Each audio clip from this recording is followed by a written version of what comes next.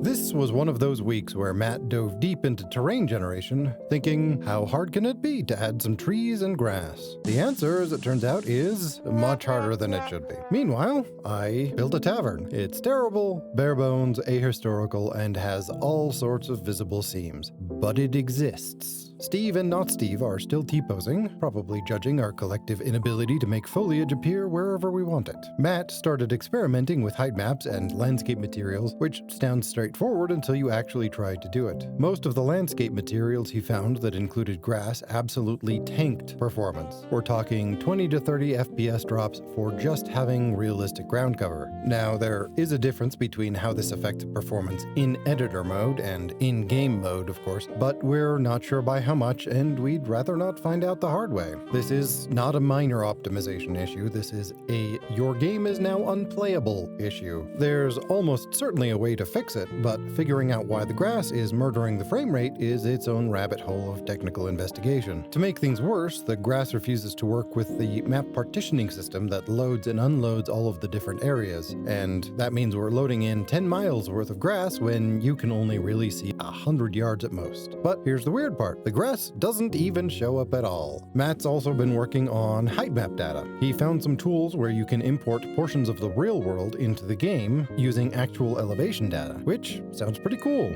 until you try to use the tools. Turns out, real world's pretty big. We would have to scale the size of the map up by 100 times in order to get any interesting geography to fit, moving us from 10 square miles to about 100. Even GTA 5 is only about 45 square miles, and you have a car to traverse most of that. The tool that we've been using is called 16-bit grayscale PNG generator for Unreal Engine, which is a mouthful, and it just has some jank to it besides. The scaling and proportions are weird enough that it's hard to get the size of the map that we want without upscaling it to something like 9,000%. And when he's tried to implement it into the game world, we get all of these weird artifacts, like sudden rises and drop-offs, hard edges, and stuff like that. He says it's a really cool tool that we might come back to down the line, but right now it's just not something we even know what to start with. Maybe that's a skill issue, but since we've got no one else to rely on, that's just how it is. There are other options too. We could track down other tools, start with smaller height maps, upscale them, or manipulate them in other ways, but at that point we're just putting enough work in that we might as well be making everything from scratch anyway. The custom height map creation tools that actually work well are expensive, so we might end up just handcrafting the entire terrain ourselves. This is going to be time consuming, but when you're trying to develop a game on a shoestring budget, that's just how it breaks down sometimes. So for now we're doing it the hard way. But that's not so bad, since we'd rather learn things the hard way than rely on tools that we don't really understand. Matt also fixed a bug that made it so you wouldn't stop sprinting once you started. Apparently once your character decided to run, they were committed to running forever, which is less athletic dedication and more Stephen King inspired existential nightmare. Matt's also figuring out how to apply that automated footstep sound setup to our four-legged friends as well. But that requires significantly more setup and tweaking. Unsurprisingly, quadrupeds with different gaits and bone structures don't use the same audio cues as bipedal humans. So while Matt's been fighting with terrain systems, I've been fighting with our pre-made visual assets. I managed to put together a tavern. Is it architecturally sound? Probably not. Does it look like a place medieval people might drink ale and complain about their problems? Maybe. Does it have our wattle and daub aesthetic property? Mostly. It's functional in the sense that you can recognize it as a building meant for social gathering. The proportions are interesting, and it fits with the village aesthetic that we're developing. This was mostly a learning exercise anyway, which sounds kinda dumb, but is important. I've heard a lot about learning how to use your tools,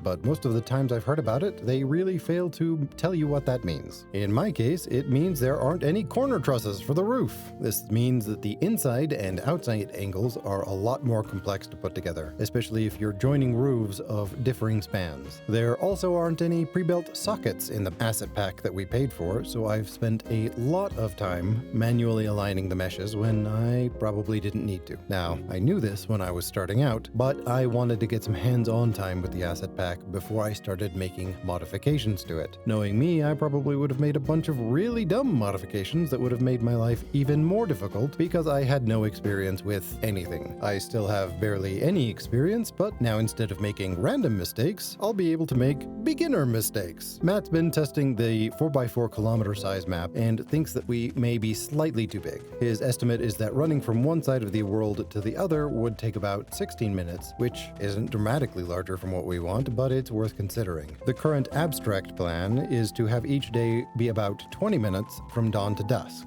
So as you move further and further from home, you have less and less time to actually track down an animal and harvest it, increasing the pressure on the player. Now, we don't actually plan on making you walk the whole way. That would be incredibly boring. Right now, we plan on implementing some sort of fast travel system so that you're not forced to re-experience Starfield. The bad news is that we're still trying to figure out how to fill all of this space with interesting content instead of just an infinite flat plane like in all of those terrible physics problems. This week was a masterclass in the difference between this should work and this actually works. Terrain generation looks straightforward in tutorials, but every project has its own technical quirks and limitations that require custom solutions. The performance issues with the landscape materials taught us that visual fidelity always comes at a cost, and sometimes that cost is 30 to 40 frames per second and no visible grass. Most importantly, we're learning that handcrafted solutions can be more reliable than automated tools, even if they take a lot longer to implement. When the fancy height map importers don't work properly, you just have to go back to sculpting terrain by hand anyway. The foliage system remains a mystery. Sometimes things don't work for reasons that aren't immediately obvious, and that's just part of the development process. Tomorrow's problem, today's frustration. Steve and Not Steve continue to T-pose with confidence, unaffected by our terrain generation struggles. They don't have to worry about moving, yet, so frame rate drops don't affect them, yet. Anyway, like and subscribe. It really does help.